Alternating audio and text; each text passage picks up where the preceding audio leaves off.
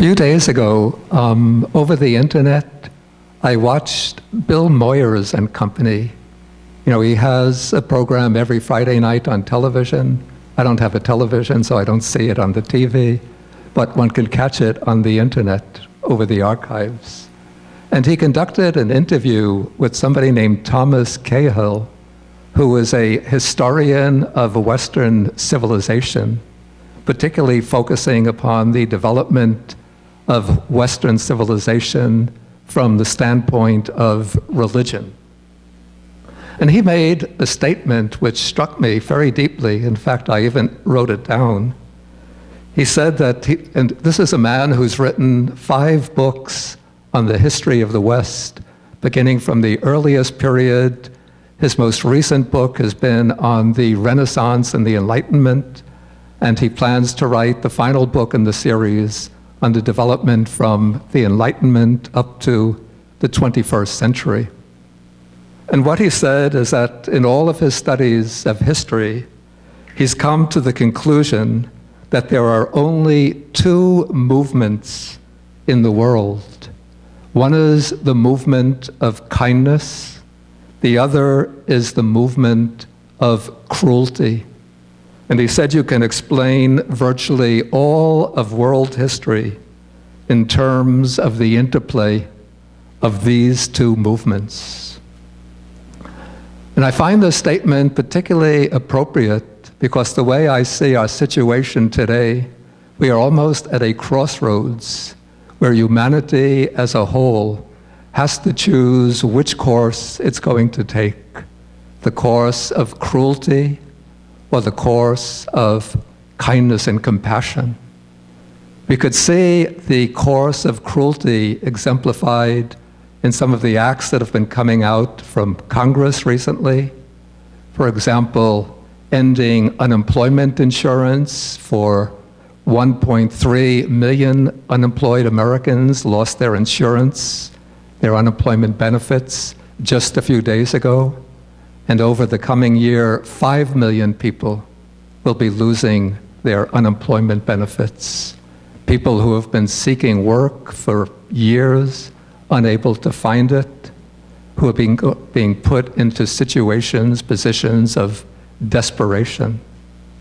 Another example of cruelty is the decision to reduce food stamps.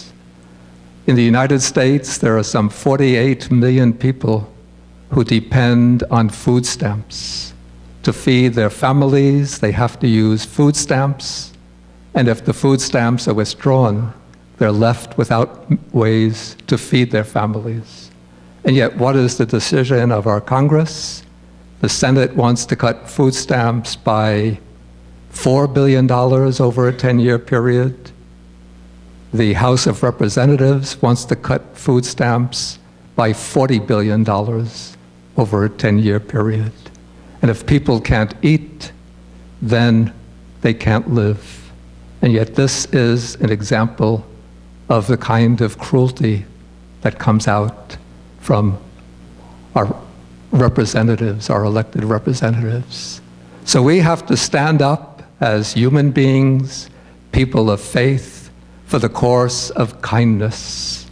And the course of kindness depends upon developing, the way I see it, 2 primary commitments. One is the commitment to compassion. Through the commitment to compassion, we recognize all human beings as subject, like ourselves, to happiness and suffering, to pain and pleasure. And we're able to extend our sense of identity from within ourselves to others, to extend it widely so that it embraces all human beings in this country. Okay. All human beings on this country and on this planet.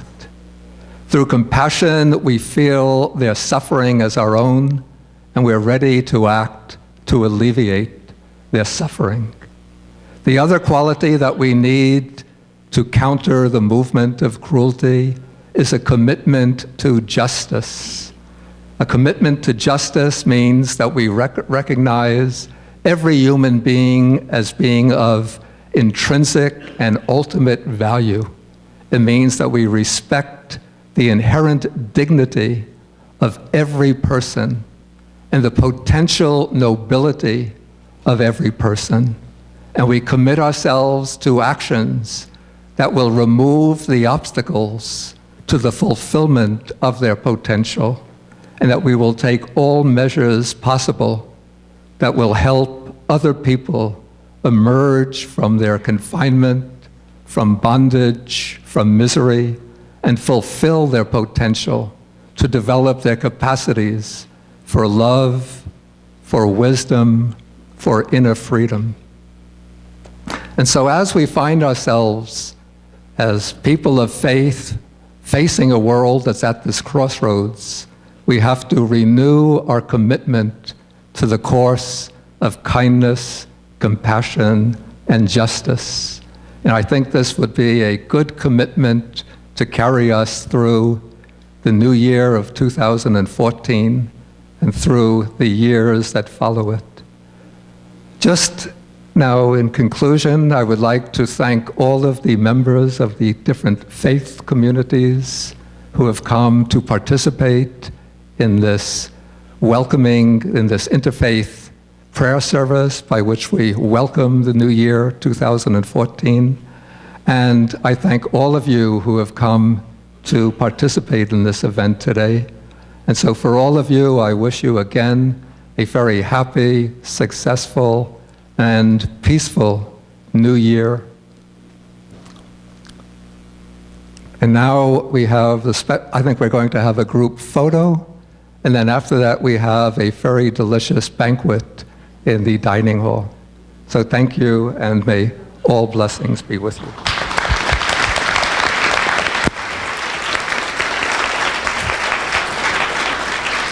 Well, thanks.